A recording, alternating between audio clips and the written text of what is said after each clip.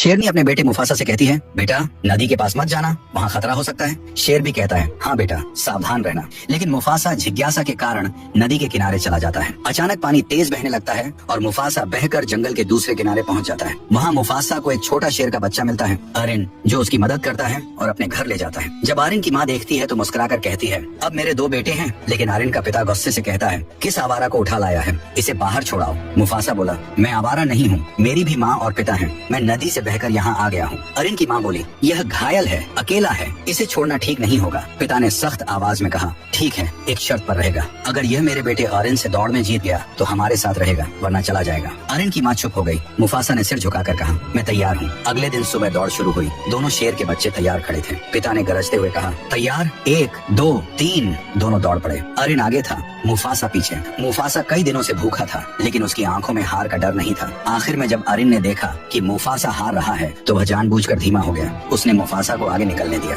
Mufasa जीत गया। माँ खुश होकर बोली, मेरे दोनों बेटे शेर हैं। पिता चुप रहा, फिर बोला, ठीक है, अब यह हमारे साथ रहेगा। कुछ दिन बाद पिता और अरिन शिकार पर निकल गए। घर में सिर्फ मुफासा और अरिन की माँ थी। भेड़िया और गीदड़ों का झुंड आ गया। पीछे रहो मुफासा। शेरनी मुफासा के आगे खड़ी हो गई और मुफासा गरजा, नहीं माँ, अब मैं डरने वाला नहीं। पहला गीदड़ झपटा, मुफासा ने उसे जोर से पंजा मारा। फिर एक भेड़िया आया, मुफासा ने दहाड़कर उसे पीछे धकेल दिया। 3 जानवर एक साथ झपटे, लेकिन मुफासा ने सबको घायल कर भगा दिया। आखिरकार सारे दरिंदे डर कर भाग गए। शेरनी ने आगे बढ़कर मुफासा को गले लगा लिया और बोली, मेरे बहादुर बेटे, आज तुमने